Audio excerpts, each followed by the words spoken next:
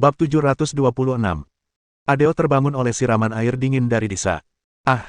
Siapa? Bajingan mana yang berani menyiramku dengan air? Adeo yang terbangun pun turun dari tempat tidur, kemudian mengayunkan pedangnya, hendak memenggal musuh. Ketika dia melihat dengan jelas bahwa Disa yang berdiri di samping tempat tidurnya, dia segera meletakkan pedang, lalu menunjukkan senyum cabul.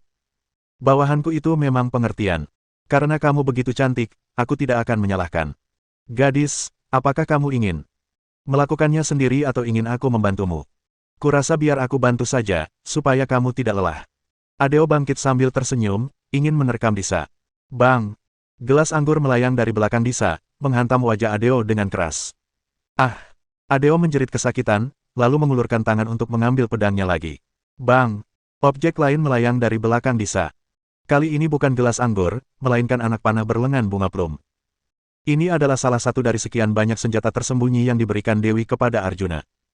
Anak panah berlengan bunga plum adalah yang paling mudah digunakan. Pada hari kedua pawai, Arjuna mampu menggunakannya dengan terampil. Anak panah berlengan bunga plum melayang dari lengan Arjuna, mengenai tangan Adeo yang memegang pedang dengan akurat. Rasa sakit yang menyengat di lengannya membuat pikiran Adeo sepenuhnya jernih. Mampu menjadi jenderal di bawah Raja Sravon, keahlian Adeo tentu saja bukan masalah. Anak panah berlengan bunga plum Arjuna tidak cukup untuk menjatuhkannya. Adeo melompat, kemudian mendatangi Arjuna dengan pedang. Siapa kamu? Aku iya. Arjuna mengambil kendi anggur di atas meja, kemudian menuangkan anggur. Setelah minum segelas anggur, dia lanjut berujar, aku adalah 50.000 tael emas itu. Adeo tertegun sejenak, lalu matanya melebar. Kamu Arjuna? Arjuna meletakkan gelas anggur, mengangkat kepalanya lalu tersenyum tipis. Lihat, apakah aku putih dan bersih? 11. Sekitar 3 atau 4 detik kemudian. Hahaha. Tawa Adeo terdengar di tenda. Kudengar Arjuna punya istri yang jago memanah, tapi... Adeo tertawa terbahak-bahak lagi. Kamu tidak berpikir bisa mengambil nyawaku begitu saja, kan? Benar-benar seorang pelajar tidak berguna. Pengawal. Adeo berteriak 3 kali, tetapi tidak ada seorang pun di luar yang menanggapinya. Jangan berteriak lagi, kurasa orang-orang di luar tidak bisa meladenimu, kata Arjuna dengan datar. Begitu Arjuna selesai berbicara, terdengar ledakan dan ringkikan kuda di luar, diikuti oleh banyak suara pembunuhan. Kalian, pasukan patroli menyeberangi sungai untuk membunuh kami. Benar, sekitar 26.000 orang. Meskipun pasukan patroli kami tidak sekuat pasukan kota terataimu, kami masih bisa menghadapi 3.000 orangmu. Tidak mungkin, tidak mungkin. Aku telah membakar semua perahu di sungai dalam radius 10 mil, kalian tidak mungkin bisa menyeberangi sungai. Pasukan patroli adalah sekelompok pecundang. Kalian tidak mungkin bisa menyeberangi sungai, tidak mungkin. Awalnya, Arjuna berdiri dengan mengibaskan lengan bajunya. Aku ingin menunjukkan kepadamu bagaimana kami menyeberangi sungai, tapi waktunya agak mepet, jadi sangat disayangkan. Sangat disayangkan. Sekalipun aku mati, aku akan memenggal kepalamu terlebih dahulu. Adeo mengayunkan pedangnya untuk memenggal kepala Arjuna. Tuan! Bang! Suara keras dan suara Disa terdengar bersamaan. Tubuh Adeo jatuh langsung ke lantai. Matanya yang penuh ketakutan, memberitahu orang-orang bahwa dia melihat sesuatu yang mengerikan sebelum dia meninggal. Bab 727. Arjuna berjalan di depan dengan Disa yang menyeret mayat Adeo. Keduanya berjalan keluar dari tenda satu demi satu. Pertempuran di luar sudah hampir berakhir.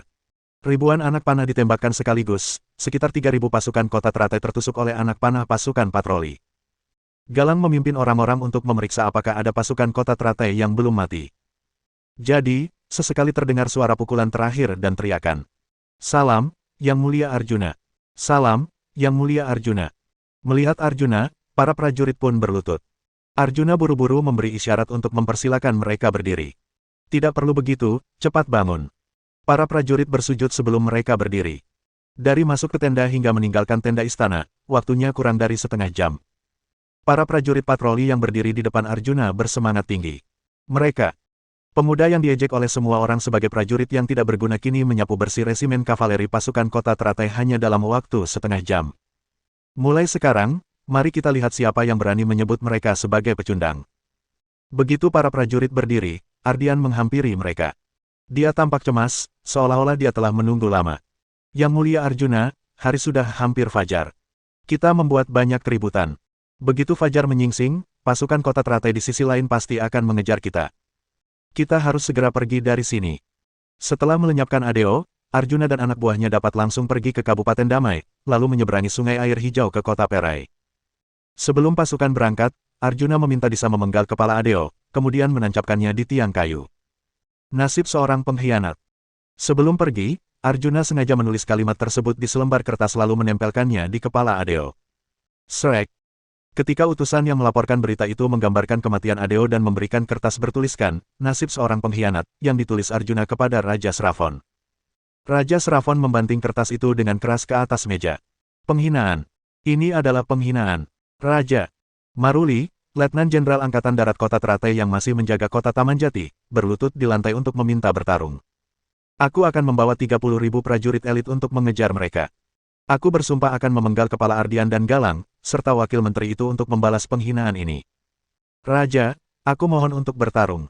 Raja, aku mohon untuk bertarung. Beberapa jenderal di bawah Maruli juga meminta untuk bertarung. Raja Sravon meremas kertas yang ditulis Arjuna, kemudian berkata, di mana pasukan patroli sekarang? Raja. Penasihat militer di sampingnya segera berkata, pasukan patroli telah masuk ke Kabupaten Damai sekarang, sepertinya mereka akan menuju kota Perai melalui Kabupaten Damai. Komandan Dahlan telah memimpin pasukan kota Teratai menyeberangi sungai untuk mengejar mereka.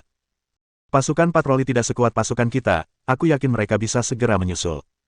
Menyeberangi sungai. Tidak. Raja Sravon tiba-tiba berdiri, tatapannya sinis. Segera suruh Dahlan mundur. Jangan mengejar pasukan patroli, langsung ke kota Perai.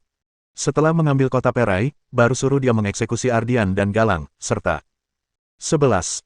Raja Sravon mengepalkan tangannya yang memegang bola kertas lagi. Ketika dia melepaskannya, bola kertas itu telah menjadi sobekan kertas. Arjuna, sudah waktunya kamu menangis.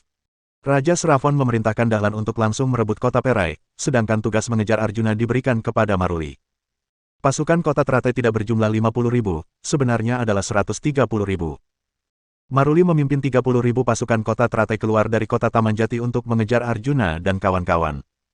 Bersama dengan 30.000 pasukan kota Teratai milik Maruli, ada juga hadiah 100.000 tael emas untuk menangkap Arjuna hidup-hidup. 100.000, langsung 2 kali lipat.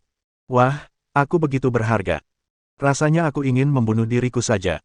Setelah mendengar tentang 100.000 tael emas, Arjuna menghela napas panjang. Dia merasa menyesal karena tidak bisa bunuh diri untuk mendapatkan hadiah itu. Arjuna, 100.000 tael emas itu tidak penting, yang penting ada di belakang. Galang tampak cemas. Bab 728. Aku baru saja mendapat kabar bahwa 100.000 pasukan kota Teratai yang dipimpin oleh Dahlan tidak menyeberangi sungai. Tidak menyeberangi sungai. Ardian terkejut, lalu dia berkata dengan marah. Petik 2. Setengah batang dupa yang lalu, bukankah katanya 100.000 pasukan kota Teratai milik Dahlan sudah mulai menyeberangi sungai? Ada apa dengan kalian? Informasinya begitu tidak akurat. 11. Ayah, pasukan kota Teratai memang menyeberangi sungai tadi, tapi tidak lama kemudian, mereka semua berbalik. Sekarang menuju kota Perai. Petik 2. Jadi, ekspresi Ardian menjadi serius. Pasukan kota Teratai tidak berniat meladeni kita, tapi langsung menyerang kota Perai. Jika kita kehilangan kota Perai, maka pasukan patroli akan seperti anak yatim piatu yang tidak memiliki rumah. Jika mereka tidak dapat mencapai kota Perai, mereka hanyalah pasukan pengembara tanpa dukungan logistik apapun. Cepat, kita harus mempercepat. Ardian berteriak, satu-satunya cara sekarang adalah bersaing dengan Dahlan dalam hal kecepatan. Kurasa begitu tidak ada gunanya. Ayumi yang ada di samping Arjuna menggelengkan kepalanya kemudian berkata, kekuatan fisik prajurit pasukan kota Teratai jauh lebih unggul daripada pasukan patroli. Kota Perai berada di seberang sungai. Kita tidak dapat berlari lebih cepat dari pasukan kota Teratai. Jika kita tidak dapat berlari lebih cepat dari mereka, setidaknya kita dapat mengikuti mereka dari dekat. Dahlan pasti tidak akan berani menyerang kota Perai dengan gegabah jika diserang dari kedua sisi. Ayah, sebenarnya kitalah yang benar-benar diserang dari kedua sisi. Galang berkata, aku masih punya berita lain, berita yang sangat buruk. Setelah mengetahui bahwa kita telah membunuh Adeo dan memusnahkan salah satu batalion kavaleri mereka, Raja Sravon sangat marah dan mengirim jenderal lain, Maruli bersama 30.000 orang dari kota Taman Jati untuk menghalangi kita dari belakang. Petik 2. Masih ada 30.000 lagi. Wajah Ardian tampak muram. Kenapa ada begitu banyak orang dari pasukan kota Teratai? Pengadilan mengeluarkan perintah setiap tahun, memerintahkannya untuk mengendalikan jumlah orang dengan ketat. Jumlah pasukan kota Teratai tidak boleh melebihi 50.000, pengadilan juga menunjuk komisaris ke kota Teratai setiap tahun. Apakah komisaris yang dikirim oleh pengadilan semuanya? Suara Ardian tiba-tiba berhenti. Komisaris yang dikirim oleh pengadilan pasti telah disuap oleh Raja Sravon, mereka berkolusi. Ada 100.000 pasukan Dahlan di depan dan 30.000 pasukan Maruli di belakang. Hanya ada belasan ribu prajurit yang mempertahankan kota Perai. Dahlan memiliki 100.000 prajurit elit. Biarpun prajurit yang mempertahankan kota Perai berusaha sekuat tenaga, mereka tidak akan bisa bertahan lebih dari sehari. Setelah Dahlan merebut kota Perai, dia akan berbalik untuk mengepung mereka dengan Maruli. Pasukan kota teratai bahkan tidak perlu bertarung, mereka sudah bisa terjebak sampai mati. Ardian tampak putus asa. Dia mulai berperang ketika dia masih remaja. Dia telah bertempur ratusan kali, ada saat-saat di mana dia ada di posisi pasif.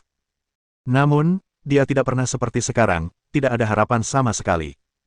Berbeda dengan keputusasaan dan kekesalan Ardian. Ketika Arjuna mendengar bahwa Maruli datang dengan 30 prajurit elit untuk mengejar mereka, matanya berbinar. Kak Galang, apakah kamu yakin Maruli membawa 30.000 pasukan kota teratai lagi dari kota Tamanjati? Yang mulia, orang yang datang untuk melaporkan berita segera membungkuk lalu berkata, benar. Setelah 30.000 pasukan kota teratai meninggalkan kota, mereka langsung menyerbu ke arah kita. Sekarang mereka hanya berjarak 50 mil dari kita. Setelah mendengar kata-kata pembawa kabar itu, Ardian dan Galang hendak meminta pasukan untuk segera mencari tempat bersembunyi, tetapi Arjuna berbicara lebih dulu. Dia berbicara dengan penuh semangat. Bagus. Arjuna bertepuk tangan sambil bersorak keras. Raja Sravon terpancing, kepala Adeo tidak dipenggal dengan sia-sia. Petik 2 petik 2. Petik 2 tanda seru petik 2. Ardian, Galang, tidak, lebih tepatnya, semua orang menatap Arjuna dengan bingung. 130.000 pasukan kota teratai mengepung mereka dari depan dan belakang, bagaimana mungkin Raja Sravon terpancing? Galang merenung sejenak, lalu tiba-tiba mengangkat kepalanya. Arjuna, kamu memenggal kepala Adeo dan meninggalkan pesan, bukan untuk memperingatkan pasukan kota teratai, tetapi sengaja membuat marah Raja Sravon. Bab 729. Arjuna tersenyum sambil mengangguk. Benar, jika kita tidak membuat marah Raja Sravon, bagaimana Maruli bisa keluar? Tapi, bukankah ini membuat kita dalam situasi buntu? Jenderal, hanya dengan begitu kita bisa selamat. Hanya dengan cara ini kita bisa selamat. Yang mulia Arjuna. Ardian pun mendapat pencerahan. Kamu ingin memancing semua pasukan kota teratai di kota Tamanjati, lalu kita menyerang kota Tamanjati. Benar-benar tidak bisa menyembunyikan apapun jenderal, itulah yang aku maksud. Hanya dengan cara ini kota Perai dan kita bisa memiliki kesempatan untuk bertahan hidup. Arjuna, metode ini memang luar biasa, tetapi... Wajah Galang berubah dari cerah menjadi mendung. 30.000 pasukan Maruli berjarak kurang dari 50 mil dari kita. Dengan kecepatan pasukan kota teratai, mereka akan mengejar kita paling lama dalam waktu setengah jam. Jika kita ingin menyerang balik kota Tamanjati, kita harus menghindari mereka terlebih dahulu. Ada 27.000 pasukan patroli dan 3.000 kuda perang yang baru saja direbut. Untuk menghindari mereka sangat sulit. Yang mulia Arjuna, Galang benar. Saat ini, bagaimana kita menghindari mereka adalah masalah besar. Ardian juga menyatakan kekhawatirannya. Solusi selalu lebih banyak daripada kesulitan. Arjuna mendongak lalu melihat sekeliling. Jika kita maju, tidak dapat menghindarinya, maka kita mundur, mundur. Semua orang tercengang. Jika mereka mundur, bukankah mereka harus berhadapan langsung dengan Maruli? Meskipun Maruli hanya memiliki 30.000 orang, mereka sudah kalah jumlah. Meskipun semangat juang pasukan patroli sangat tinggi, pasukan patroli telah berjalan lama dan seluruh pasukan kelelahan. Jika mereka berhadapan langsung dengan Maruli, peluang untuk menang adalah nol. Yang mulia Arjuna, kita tidak bisa melawan Maruli sekarang, kita tidak bisa kembali.